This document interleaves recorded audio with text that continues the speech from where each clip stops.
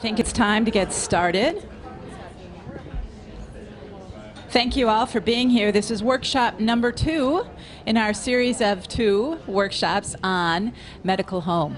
Patient-centered medical home. A lot of work has been going into this over the last several years, but here in Minnesota we have certification of patient-centered medical home, and we, as the Buyers Healthcare Action Group, have been working with the state of Minnesota in order to help employers better understand what goes into the medical home so that they can be supportive of it through their policies and plans and the work that they do with their employees.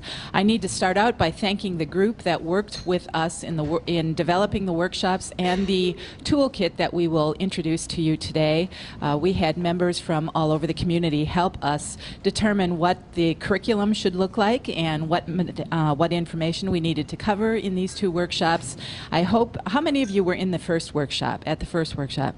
Great. For those of you that weren't in the first workshop, there are some materials that you'll find helpful that we included in the first workshop, but we included it again this time. I think the easiest way to see the difference between normal primary care and the medical home is, or the healthcare home, is on this sheet of paper right here. So for those of you that were at workshop number 1, you just get another copy of what you've already seen.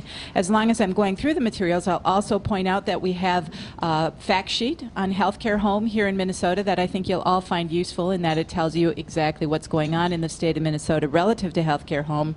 In addition, and very importantly, we would like you all to fill out this evaluation form as we go through the day. It helps us inform our process going forward, but even more important than that, it helps us determine what our next steps need to be. I think under workshop number 1, we discovered that there's still a lot of work to be done with employers, and we would like to continue the dialogue around how, in fact, we can make this work for employers in our community. So please give us your feedback. In addition, something that we handed out is in the interest of full disclosure, I'm the board chair of the National Business Coalition on Health, as well as my position with the Buyers Healthcare Action Group as CEO there. But a couple years ago, they put together this patient-centered medical home guide, and so far, with all the research that we've done, this is probably the best source of information currently on patient-centered medical home and the kinds of things you need to consider, what it is and the things that you need to consider. You'll find when Linda goes through the toolkit later on today that she'll give you even more information, and she'll tell you where you can go and get just reams of information. Linda's done a fabulous job on doing a lot of research around everything that's been going on around the country in healthcare home, and you'll be able to find all of that information on the toolkit that we've put together.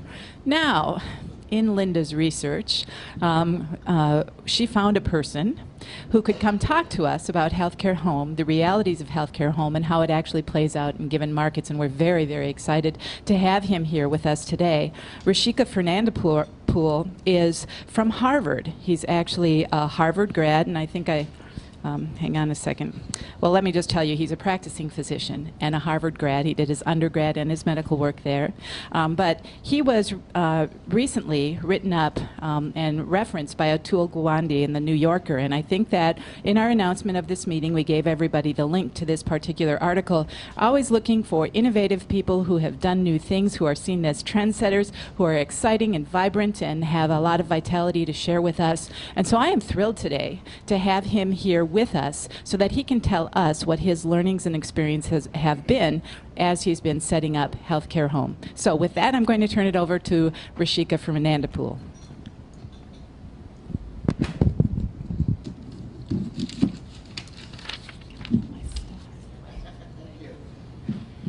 Great. Let's see if this mic is useful at all. Maybe this. Does that work? No. So can everyone hear me? No.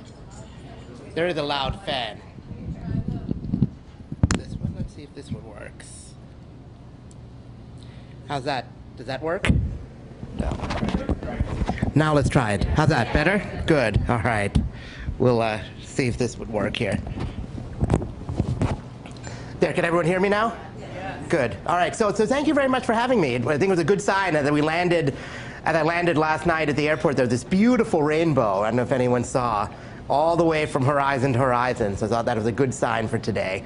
And the weather is just so spectacular right now. So thank you for having me. As Linda said, I'm a practicing primary care doctor. And I think it's hard to be a practicing doctor and not realize that the way we deliver care to people really doesn't work very well. And it's not because of bad intentions or bad people, but because we have sort of poor systems in place. And that really, I think, is the aim of the healthcare home. I've had the privilege for the last 10 years or so to be actually building and practicing in what are, I think, I would almost call advanced healthcare homes. So I thought it'd be helpful to talk a little bit about our experience. And in particular, we've been working with purchasers around the country. One of the core lessons, I think, is that in order to do a healthcare home correctly, you have to change the payment model. As long as we're just paid per sick visit, that's all you're going to get. So, and the only people who can really change the payment model are you all, the people who pay for care. So I think there's a real synergy between providers figuring how to deliver care better and payers figuring out how to pay for care differently. And we need both of those if we want to move forward. But I thought I'd start actually by telling you about a patient of mine. It's easy to get caught up in the in all the jargon and in the spreadsheets and in the business models, and forget that the real reason we're all here is because people get sick. And that's our job, is to take care of them. And someday that'll be us, that'll be our mother, that'll be our father. So I'll tell you about a patient of mine. Her name is Sharon. And Sharon was a single mom, grew up in Revere, Massachusetts. It's a working class town north of Boston. She married a jockey when she was really young, had 3 girls, and the jockey decided to go elsewhere. So she raised her 3 girls by herself. Worked really hard, had several jobs to try and make ends meet. When I met her, she was working for Liberty Mutual, which was a big insurance company in Boston. And she also had a chart the size of a phone directory. So poor Sharon had severe COPD, or lung disease. She, like many women of her generation, had started smoking at age 13. And had smoked literally a pack or 2 of cigarettes from age 13 to age 59. She quit right before I met her. And so her lungs were toast. You know, she could barely walk across a room without stopping to breathe. She had home oxygen. She was on standing prednisone. She was on every nebulizer and inhaler I'd ever heard of. She also had diabetes, hypertension. She had had a minor heart attack. She'd had a blood clot in her lung. She had osteoporosis, reflux disease, and arguably some little bit of depression. Sharon was on 27 medications when I met her. And that's not counting her PRNs, the stuff she took periodically. And she had spent most of the last year in an institution. She had been in a hospital or rehab or a SNF, a skilled nursing facility, and would just bounce around between those, right? So in the hospital, get well enough to get discharged from rehab, may have a setback, go back to the hospital, well enough to go to a SNF, get back to the rehab, back to the hospital. She had spent every major holiday in an institution, which her family really had a very close family, and they couldn't really celebrate holidays with her. And the days when she wasn't in the hospital or a rehab or a SNF, when she was at home, most of them were taken up going to one of 11 different specialists that she had sort of accumulated like barnacles on a ship. She had 2 cardiologists, 3 pulmonologists. What would happen, she'd go to a hospital, you know, she'd get sick, call 911. The hospital she used to go to was on divert. So they'd go to a different hospital where she'd pick up a new pulmonologist who said, follow up with me afterwards. She didn't know well enough that she shouldn't do that as well as the other ones, so she'd go to see 3 of them. So the family had no idea what the plan was. She, you know, her outcomes were awful. Everyone had to take days off from work to take care of her, and no one had a sense of what was happening. And Sharon's cost the system, we actually were able to look back at her claims through Blue Cross of Massachusetts, $280,000 in the past year, right? So this is what, you know, some people would call an edge case. But unfortunately, it illustrates, I think, too much of what's wrong with the system now, right? It's fragmented, it's reactive and not proactive. No one is really looking out. No one ever asked Sharon what she wanted, right? They all did their own thing. Everyone in the little silo is doing what they think the best thing to do is, and then the outcome is poor. So let me see if I could, whoops. Click on it. Whoop. Click on the button. Perfect. So you all as payers know this, right? The left side, that this is an up-at-night problem, that the cost of healthcare has been going up much faster than inflation for the past several decades. You know, in the last 10 years, 131% increase in health premiums, but only a 30-ish% increase in wages and inflation, right? And you can argue all you want about what the causes of this is, but the fundamental problem that we have to fix if we want to fix healthcare is we have to fix how care is delivered. Right? We can nibble around the edges all we want and change benefit plans and do things like that, but at its root, we have to change how we deliver care. Just like we want to change education, we need to fix schools. If we want to change healthcare, we've got to fix practices, right? And primary care is a great place to start, right? 70% of costs these days are driven by common chronic conditions like Sharon, COPD, asthma, hypertension, heart disease, depression, diabetes. Right? Again, we know how to treat these. We have great medications. We don't have systems to deliver it well. Secondly, even when people get more complex things, primary care is a great place to coordinate where people go, right? To be the quarterback, to be able to tell people and help people make decisions in a way that someone focusing on just one organ system can't. So primary care is the solution to all of this. So the problem, of course, is that typical primary care systems, by and large, aren't at all built to help do this, to help patients truly take control of their health. So there's usually poor access. People wait inordinately long to get in to see their doctor. There's a lack of continuity. You often see a different person every time you come in. Everything's being forced into a visit, by and large, because that's all we pay for. So we make people come in for a visit to get their lab results, which seems silly. It's episodic. It's not continuous. It's fragmented. It's reactive, it's not proactive. We're making decisions with poor data. Level of customer service is way below what any other industry would sort of provide. And the processes and the prices are completely opaque to customers. I know you all in Minnesota have, I think, made huge strides compared to the rest of the country in providing some data to people about performance. But again, the vast majority of places have no data whatsoever in order to judge things. So current systems really aren't working well. So we've been working for the past sort of 10 years to figure out what you need to change if we want to create sort of these healthcare homes. And I won't talk a lot about this. I think you all talked about this at your previous session. But at a high level, what I think is if you want to really fix healthcare delivery, and particularly primary care, you have to fix three things. It's like a three-legged stool. You've got to fix all three. Fix one or two of them, the stool falls down, right? So I think we shouldn't fool ourselves. If we just do one, we're going to make a difference. We've got to do all three. The first is payment. I started with this, right? If you don't stop paying just for sick visits, you're only going to get sick visits, right? So I just think trying to re-engineer the care system in the absence of payment redesign is a waste of time. It's a waste of time, right? So you can fix things for a little while, but the second the grant runs out, people get tired, it'll go back to usual. You've got to fix the fundamental payment model. And really my thesis is pretty simple. So first of all, we've been moving away from fee-for-service payment completely. And I'll talk about a couple of payment models we've been playing with, but in general, I think the further you move away from fee-for-service, the better off you are. Secondly is really increasing the payment to primary care. So primary care is 4% of the healthcare dollar in most places, 4, which I would argue means that 96% is failure of primary care. Right? That's a really stupid investment philosophy, right? It really is a stupid investment. So we say, if we spend more up front in keeping people like Sharon better managed, you keep them out of the hospital and the ER. A hospital stay is $20,000 in most markets, right? Primary care visits, $50 or $60, right? You can do the math. And then thirdly, what we do is we've been trying to take the barriers away from people going to primary care. So one of the things we've been insisting on is no co-payments for primary care visits. And again, we want people to come to their primary care doctor. We want to manage them. Why exactly are we putting a barrier in front of it, right? There are plenty of things we should be putting barriers on, and primary care is not one of them.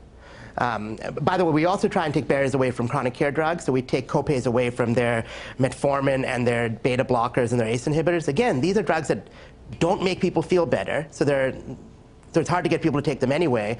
When you put another barrier on top of it, they don't take them. Guess what happens? They end up in the ER or the hospital. Again, $20,000 hospitalization, $10 copay for the metformin. Like, why are we doing that? So change the payment model and just be smart about it. Second is that then allows you to completely change how you deliver care. Now, it's really important. I mean, I think we've seen a fair amount of pilots around the country where well-meaning payers tell docs, primary care docs, here we do, we're going to give you a little extra case rate to take care of patients, good luck, and they walk away. And guess what the doctors do very often? Take the check, put it in their pocket, and say thank you. And they treat it like slavery reparation money. Like, we've been treated so badly for so long, now we're even, right? And they don't change one iota of what they do. And guess what happens? You don't see any difference a year later when you come there. So that's a bad method to do it, right? So I think it's We ought to pay primary care doctors more, but this is not the way to do it. And so, you've got to change how you deliver care. And I'll talk a lot more in detail about how to do it, but all the principles of the healthcare home, I think, are right.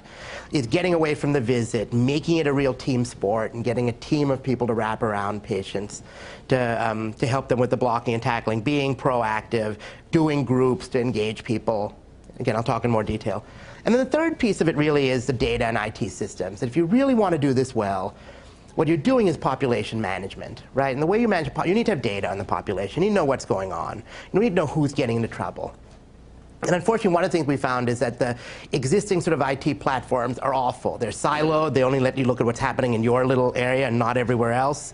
They're reactive. They're really built to help you justify level 4 versus level 3 visits, so you can get paid more, which adds value to absolutely no one, right? So we need a whole different sort of IT platform I'll talk a little bit about. So you got to do all three. You do all three. Change payment, change the process, change the IT platform. Then you can start creating magic. You can start taking care of people like Sharon. So why purchasers? Why talking to you all? So one is, I think you all know this because you're in this room, that the poor value that you're getting from healthcare is not just an HR issue. It's a strategic issue, right? This is bankrupting the country. This is causing all of us to be non-competitive. We work with the Boeing company, and I'll talk a second, but for Boeing, they've one competitor left in the commercial airline business, and it's Airbus. So every time Boeing puts a 737 up against an A319, there is a huge price difference, completely driven by the cost of healthcare in the US versus France, where they don't pay it because it's socialized, right? So it's a competitive issue. It's a competitive issue for all of us. So this is a strategic issue for people. It's also because of poor health of the workforce. I mean, there are all these stats you read about the Army and how many percent of people can't really serve because they're out of shape, they're overweight, they've got diabetes, they've got hypertension.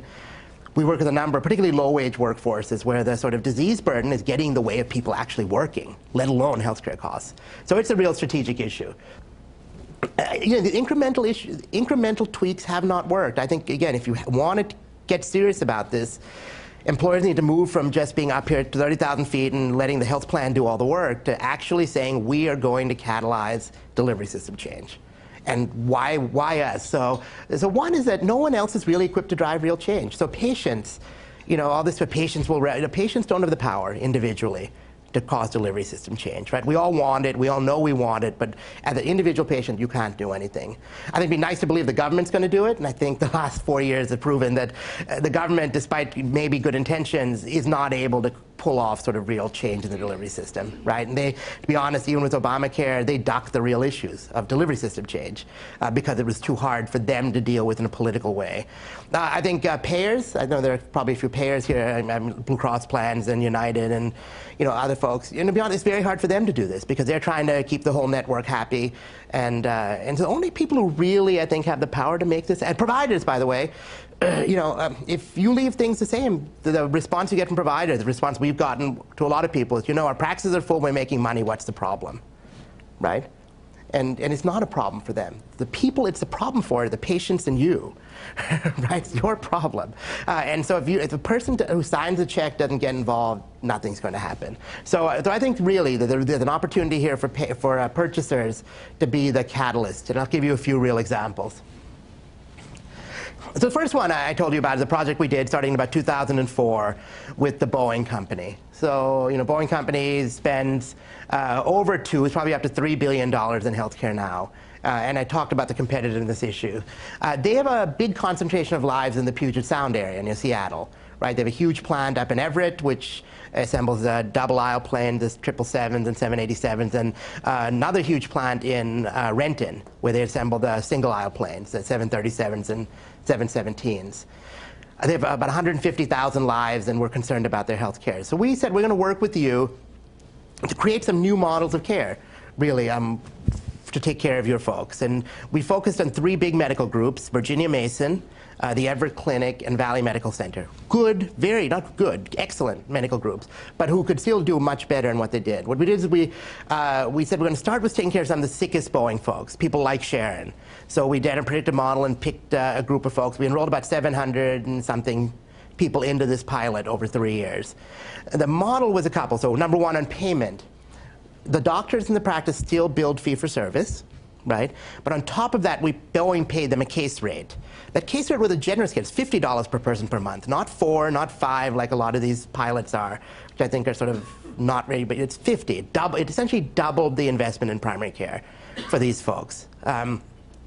The sites then used that in order to change the care model. So every one of these patients got a health coach. It was a nurse who was in the practice, not in a call center in Idaho, trying to call people, which is, I think, the typical model, which doesn't work, but in person, face-to-face, really engaging with people, using real clinical data to identify what the problems were, and having an effector arm if something was wrong to be able to talk to the doctor and say, hey, I think we need to fix something, right? That's very powerful. It'd be nice to believe that this telephonic thing works, but it doesn't. So it's nurse, and then analytics, right? So provide them lists, who's getting out of control, use the claims data to share with the practice so they know kind of what's happening to people and who's in the ER, who's in the hospital, they can intervene. Running groups, able to do email with patients, engaging people in nutrition, integrating some mental health into the practice, it worked really well. So some data from a piece that Arnie Milstein, who some of you know, who is medical director of the Pacific Business Group in Health for a while. He did in Health Affairs maybe about 3 years ago now, which showed that that first number, the percentage of change in spending for the people in our pilot relative to matched controls, this is good science, dropped by 20%. Not lower the slope of the curve, drop the curve by 20%. Almost all driven by decreases in hospitalizations and ER visits, right? This works. SF-12 scores got better. People felt they were functioning better, both in physical and mental subset scores. Patient felt that they had better care, so experience scores got better. A1Cs got better, LDLs got better, and less days missed, about half as many days missed from work as before. Again, relative to a matched set of controls. So the p-value, for those who are scientifically inclined, was about 0.11. So this is 89%. We're 89% confident these numbers are real, right? There's an 11% chance this was a fluke. But as Boeing management said, we're happy to make business decisions on 89% certainty. Like, when's the last time we made a business decision with 90? Because sometimes these academic folks say it's not 95% certain, right? Well, I don't know when we get that. So this thing worked. It absolutely worked. We were asked next, but I had problems with this, right? Having spent a lot of time in Seattle and training nurses and supervising it. And what's wrong with it, right? I think it's well-intentioned and works well. Other people have done this too. Geisinger has done this in their proven care model. Mass General has done it with a thing called, with their CMS demonstration project. Chad Bolt at Hopkins has done this in a thing called guided care.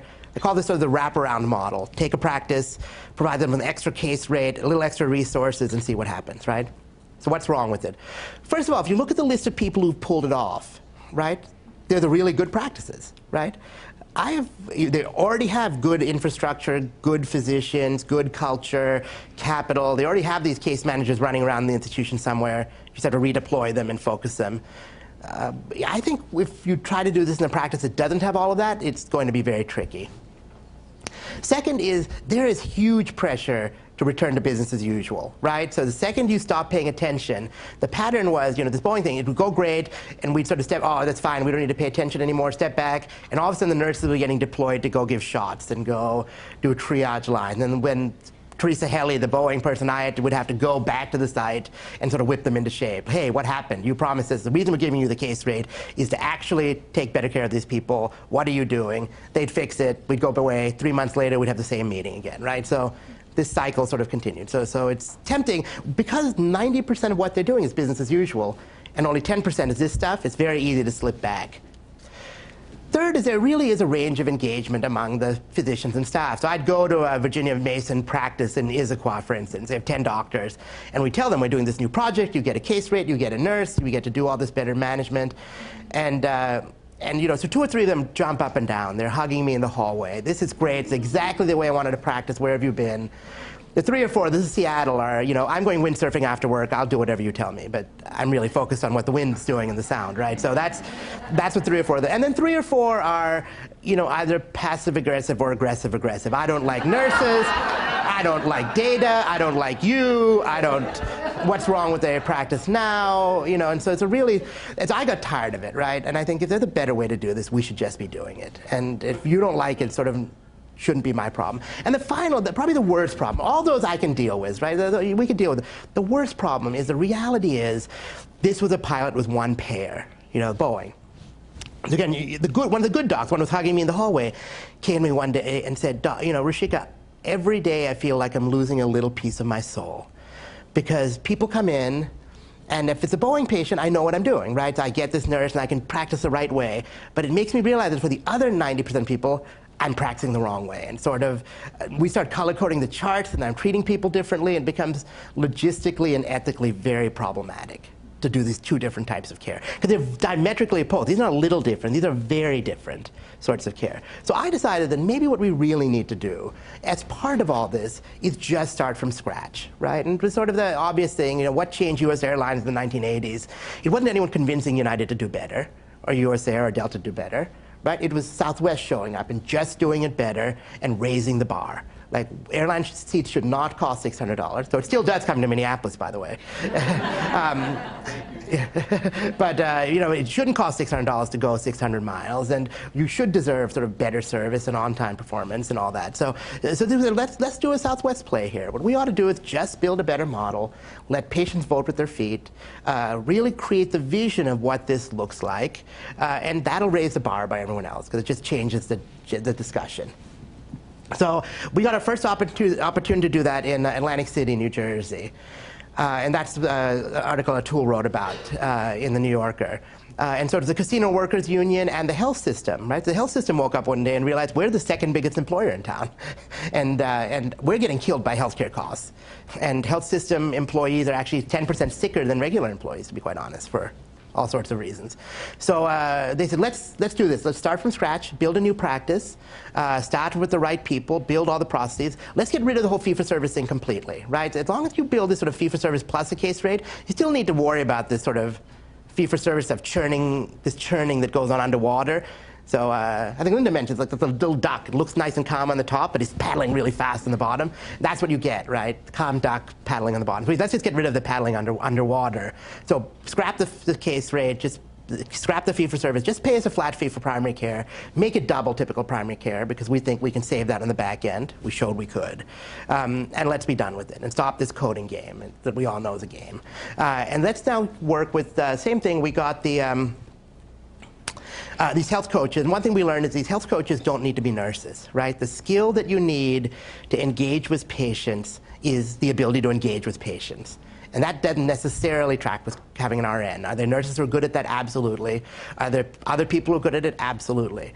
So we said we're going to draw people from the community, speak the language of the people they're working with, who have great interpersonal skills, and we'll teach them everything else, right? Hire for attitude, train for skill. And it works really, really well. And so here's a little bit, this is a picture of a huddle. Every day starts off with a huddle with everyone sitting around the table where we talk about all the patients, not just the ones coming in, because we'll see them. What we do is we talk about the people who are not coming in, who are getting into trouble, right? Now that requires having a lot of data systems to know who's getting into trouble, but you know, and then you talk about it and you reach out and you flex out and you do something about it, right? Proactively, as opposed to waiting for them to come in for the sick visit. Daily huddle is a teamlet model, so all the time people come in, they meet their health coach and their doctor. Health coach starts their visit and their interaction and tees up the problems. Doctor comes in and does the stuff that, you need an MD for. And then they leave and the health coach closes the loop. Did you understand? Health coach will call them the next day and figure out if they're doing well. Lots of use of groups. Groups are a great way to educate people about their diabetes, their hypertension, their CHF. In a way that's very efficient. I can spend an hour with people, but more to the point, they get to spend time with each other. Right, and it's hugely powerful. And our experience is virtually every group we start, 8 weeks into it, we say, okay, we're done with the group. And the group says, well, we're not done. Can we keep meeting without you? And we say, sure. Right, and these groups take on a life of their own, and it's actually very powerful. Integrating mental health, this is key. I think, unfortunately, lots of people had gone down this line of outsourcing behavioral health. There's this difference between mental health and physical health. And it's really silly, because in a person, they're the same problem, right? So we found with these sort of sicker sort of folks that huge percentages of people have coexisting depression. And you could ask, are they so depressed because they're sick? Are they sick because they're so depressed? And it really doesn't matter. You have to fix the problem, right? And telling someone, oh, call the behavioral health line and they'll take care of it and we can't talk to each other is really Doesn't work. So we integrate in. We have a behavioral health person in the practice. I walk them over. Hi, this is Sarah. Sarah Tobin's one of her names. You know, we work together. You can talk with her. We talk every morning in the huddle. We share the same record. She thinks I should put them on a little medicine. She'll monitor it. Works really well. Feedback loops to pharmacy. Again, simple thing. So we get the PBM feeds every day. You know, though they're adjudicated daily, so we just match our prescriptions up with the PBM feed. So if we prescribe a medicine, someone doesn't pick it up within 48 hours, a task goes on their health coach's task list, call the patient, figure out why they didn't pick up the med. Our pickup rate at the pharmacy was 98.8%, right? That's pretty good, right? People take their medicines. Real-time data, we also get real-time alerts in the market. So in Las Vegas, we have a practice. We get every hospital in town, by 7 a.m. sends the list of all the patients of our payer type who is in the hospital within the ER, right? Now we know they're there. We can do something about it, right? That was really hard, by the way. I'm sure you know, getting real-time alerts from the hospitals. But we did it because of the payer. They wouldn't give it to us. But when, you know, the Casino Workers Fund or Boeing walks in and say, we're paying the bill, is it too hard to ask to let us know which of our people in your hospital every day? Do it, and they do it, right? So it makes a big, big difference. And then co-managing with hospitals, really again using primary care as a lever to help coordinate the rest of the system. It's only 4% of the spend, but really can affect most of it. What we find, by the way, is we can actually what I call repatriate a lot of people from specialists. A lot of the specialty care that goes on these days is, you know, specialists seeing people every 3 months to check up on them. That's a waste of everyone's time and money, right? So we can take care of that. When we need a specialist, we call them, but it's a doctor-to-doctor consultation model largely, and not the specialist managing them. I think that's better off for everyone, except maybe the specialist. So some data, you know, we've been doing this for a long time. We track lots of data. When we work with sponsors, we say, you know, we need to be accountable, right? Again, so every month we meet and we share data. There's actually a real-time dashboard. So patient satisfaction, we use what's called a CG CAP survey, which is a clinician group survey developed by HRQ. It asks questions like, did you have good access to care? When you had needed care, did you get as much as you wanted to? So here's some bars. You know, the blue bar is the results from before they came to us. So access to care, did you get care when you needed it? About 58% of the time, people felt that they always got care they wanted to prior to our practice. In our practice, it was 96% of the time. Similarly, with time and respect, physician coordination, care coordination, so blows away. People love it. We have some practices running now. We do net promoter scores. Some of your employers might know what those are. It's a simple question you ask people is how likely are you to recommend this to a friend or a colleague? You ask them to grade on a scale of 0 to 10. 0 being not at all, 10 being very. You take the 9s and 10s, you subtract out the 0s through 6s, and you get sort of a net score. And it's very predictive of, you know, how much people really like you. If you had one question to ask, that's the question to ask. So some of the best companies in the country, Amazon, Apple, Trader Joe's, Whole Foods, score in the kind of high 70s. Our practices score in the high 80s to low 90s traditionally. So people love it, right? Of course they love it. You get a personal health coach. We don't make you wait. We do email with you. We do groups. Of course they love it. What about outcomes? Outcomes are great. We can get about half the people to quit smoking. That's really, really hard to get half of people to quit smoking. But you work on it, right? It's groups, it's individual counseling, it's using medications when necessary. A1C with diabetes, half the people, you know, from 20% to under 10% of people out of control with diabetes. Makes a big difference. Poor LDL control is better, poor blood pressure control is better. Again, so we can make all these things get better. And what about the economic stuff? This is, again, Arnie commissioned a health economist to do a study, case control study, take everyone in the practice, match them with a control, follow them across what happened. So you see that prescription fills went up by 40%. People take their medicines. It means drug costs went up a little bit, but that is what it is.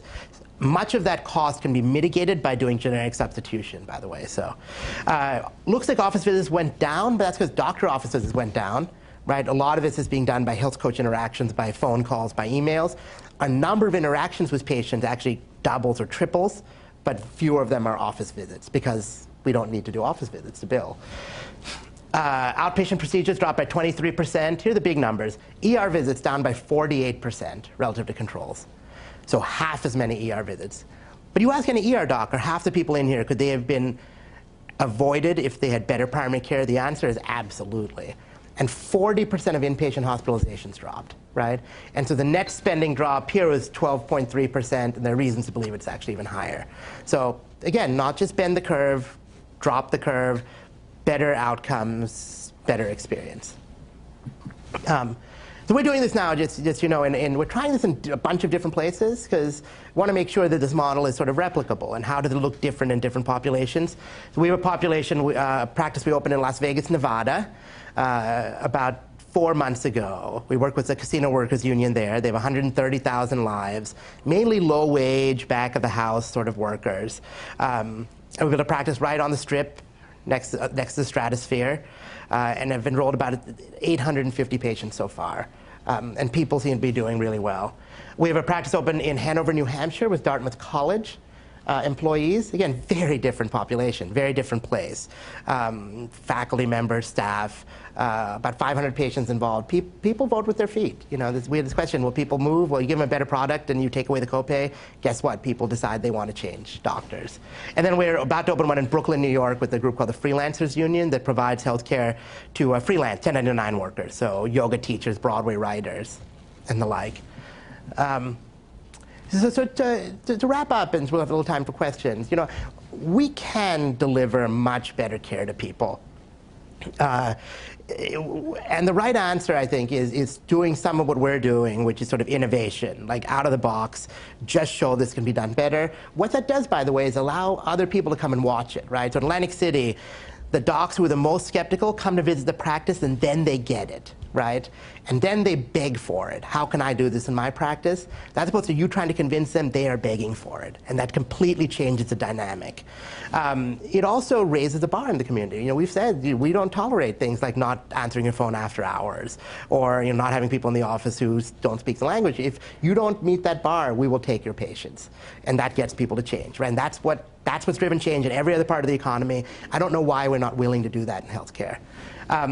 And I think purchasers have a real role in driving this. We could not do this work if we did not have progressive sponsors, purchasers who are willing to say, we're going to pay differently and we're going to offer this as an alternative to our employees. And that's, I think, what's going to drive system change. So I'll end by just giving the end of the story about Sharon, about what happened to her. So she came to our practice. The first thing we did is we do what's called a shared care plan, where we really sit down with the patient and their family and figure out what are we going to do to make your health better. Sharon was complicated. I said, let's go to your house.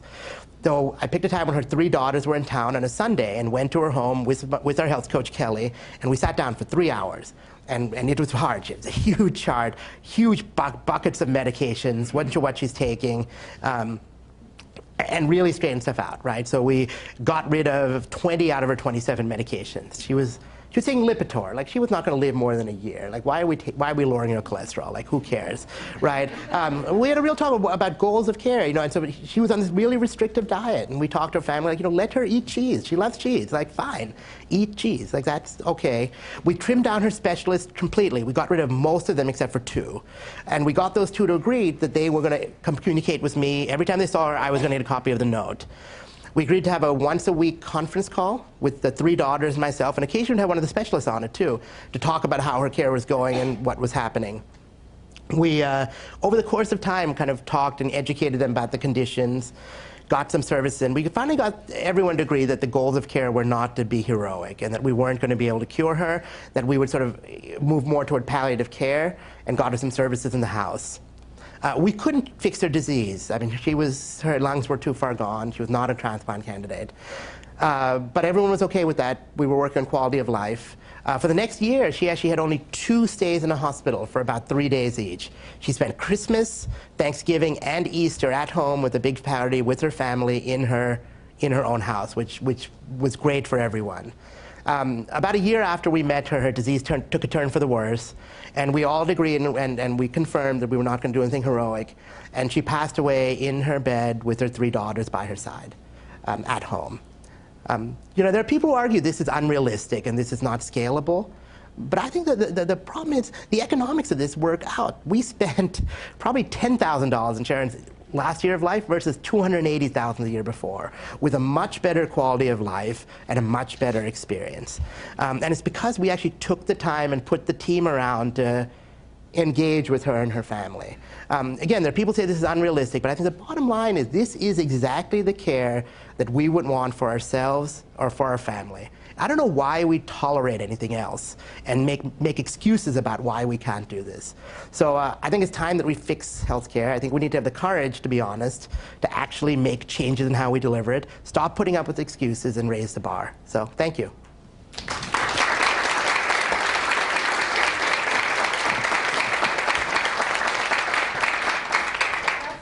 So you talked about smoking cessation. The rate was phenomenal. If the #1 problem in healthcare today in the U.S. is our lifestyle and the incidence of obesity, how, in the absence of making it culturally unacceptable, how do we get the same type of results in that area of health as you've been able to get? Yes, it's a great idea. It's a great question. So, making impacts on people's weight is really hard, as you know. Yeah. Just like quitting smoking is hard. I think you've got to figure out unfortunately, there's no mass program, I think, that works. Like with smoking, you need to figure out for each person why it is that they're overweight and what you can do to fix it. That's why I think that this sort of one-on-one health coaching model is a big part of the solution. So if you, so it's actually very simple. So we had a patient in Atlantic City who came into us and was overweight and was out of control diabetes and not going to work and going to the ER. And then after being in the program for 6 months, in the practice, she was back to work, had lost weight, sugars were under control, taking her meds. And I said, Janice, what changed? Thinking, oh, you're a good doctor. And she'd say that. and she said, well, to be honest, doctor, Millie, my health coach, cared about me. She taught me to care about myself, and I didn't want to let either of us down. It had nothing to do with me, right? It was almost that simple, right? And there's all sorts of other machinations, getting the payment right and getting the IT right and getting the right tools. But I think if we can do that to people and really engage them, that's what gets them to lose weight. So that's what we need to do, and it's hard, unfortunately. And how do we implement that? How do we engage in that culture of wellness? Yeah. No, I think it's motivation 101. It's really the first question is asking people, why would you want to do this? It's not why do I want to do this, because why I want you to lose weight is irrelevant. It's why do you want to lose weight? And that's hard to do, and that takes time. But eventually a lot of people get it, for whatever reason. And then you get, sort of little wins. They feel like they've gotten some success, and then you get them on the right track.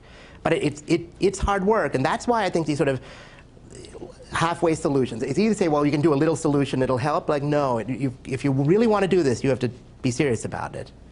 Great. Thank you. Yes? Hi, I'm Elizabeth Jones. I'm a family nurse practitioner at graduate from the University of Pennsylvania. And when I was in my rotations, I had some experience with a medical home in Norristown, Pennsylvania. I just moved back here, and I'm with a federally qualified health clinic. And me as a practitioner, and the one that's bringing in the change, and I'm finding a lot of pushback from everybody else in the clinic. So I was asking kind of how do you change people that are the administrative staff, the payer staff? I see a lot of you in the payer, but of course I was the practitioner who decided to come in the payer system. So I just didn't know, in the face of, I know you guys did clean sweep and then implemented it from there, but starting from a very messy system where you have 1 or 5 motivated people, how would you suggest to start making that change? So I spent years doing what you were doing, working within big institutions. And I've come to the conclusion that the problem is at the will to change, right? Because there's no reason for it. Things are going well the way it is. So our solution is very simple. It's to hire people like you. And I don't hire people like them. and it's really that simple. And if I hire someone that turns out they like one of them, I fire them, right? So we build the right culture, right? We just don't tolerate that stuff. If you don't want to change how healthcare is, this is not the right place for you. And then what we do is we start taking their patients away, right? And guess what happens? Then they start realizing we need to change. Again. Little radical, but I think that's the way we have to make it happen. I think no amount of convincing or cajoling people is going to really make a difference. So if we're open to something in Minneapolis, call me. Yes? I'm Jeff Schiff. I'm the medical director at Medicaid here, and I've been involved in our healthcare home program. One of the things that's fascinating to me is that you've done this sort of for individual, it sounds like individual organizations in high need areas. I think the challenge in Minnesota is how do we get multiple purchasers, multiple employers to act in the same way on the healthcare system.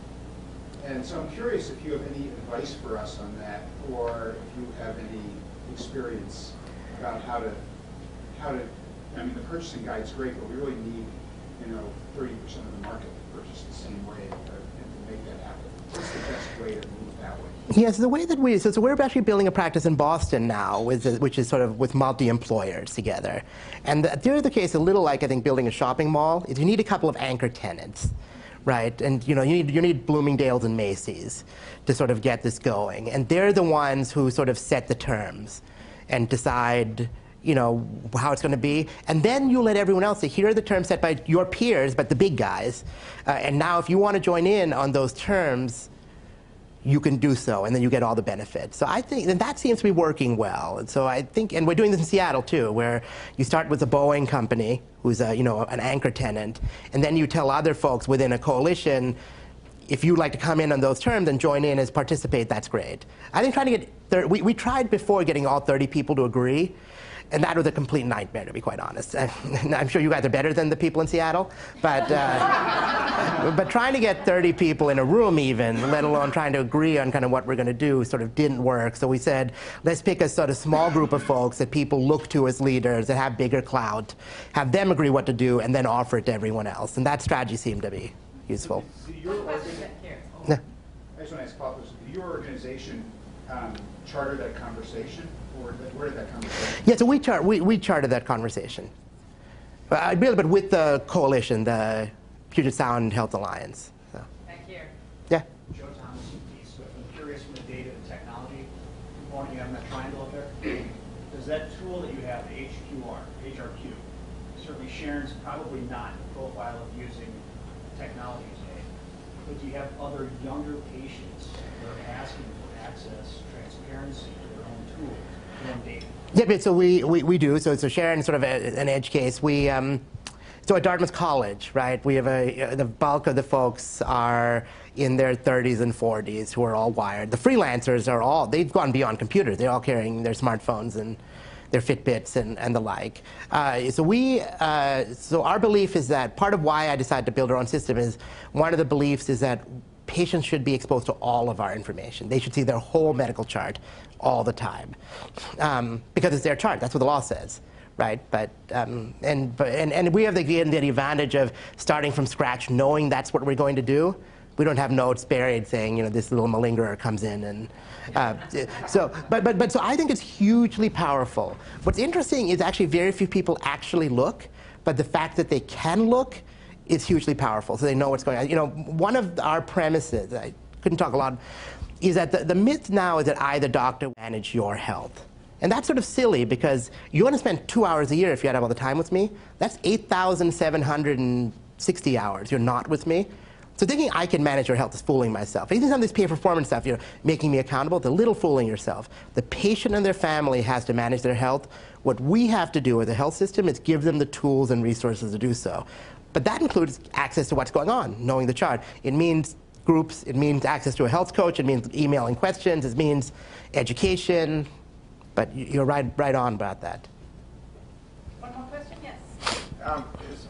What percentage of the population for Boeing was enrolled in this program? It had 150,000 lives, but when you're showing results for some of them, it's cases of a few hundred people. Yes, this was a pilot. What Boeing wanted to do was start off with a pilot program and we was about 700 or 800 patients. And that was sort of, and what they said is actually let's start with the sickest group of people. So a Tools article makes this point, if you take any population, there's sort of a small group, 10%, that's driving 60-odd% of the spending. So let's focus on those people first, if we have a big N, enroll them in this sort of a program. And that sort of can drive costs down. And then the related question is how far into the population can you go and make it cost effective? Because you pointed out that you were dealing with doctors and maybe a few % of their caseload was this model and the 90-some% was the other model, and they reverted back. How far do you need to go? How far can you go cost effectively? So there are several questions wrapped into that, actually, which are all good questions. So one is what percentage of a doctor's panel would have to be managed this way to sort of get them to tip and start treating everyone that way? You know, people have looked at this around the country, mainly with capitation moves. So when managed care went to California, people had capitated patients, fee-for-service patients. What was that tipping point? I think most people think it's well over 30% and maybe close to 60%. But so somewhere in that band. You don't need to get all of them, but it's certainly over a third of the folks. I think a third is probably a good number to shoot for. If you have less than a third of your people being managed one way, it's hard to get any mind share. The second question was what percentage of the, if you think that you can make an impact on the sickest group of people, when you take sort of healthier people, can this sort of more intensive primary care make a difference? And cost effectively, right, cost effectively. So I think it can. We're trying to test that out right now in both Dartmouth and in Brooklyn. I think you have to be careful how much resources you spend on people who are not that sick. So we have, for instance, an explicit tiering system where we have a worry score for each patient of how sick they are, and we sort of tier the level of intervention to that. So you can get into trouble by spending too much on the worried well. So you have to be careful about that. And the third question you could have been asking was, what percentage of the population of a given employer could you do with one of these things? And we've, in the casino workers in Atlantic City, we've been doing the longest. We have a little over a third of the population who are in our practice, actually. So that's, by the way, completely changed the market, right? So now all of a sudden other practices are starting to act this way because so many people have been moving. Thank you very much.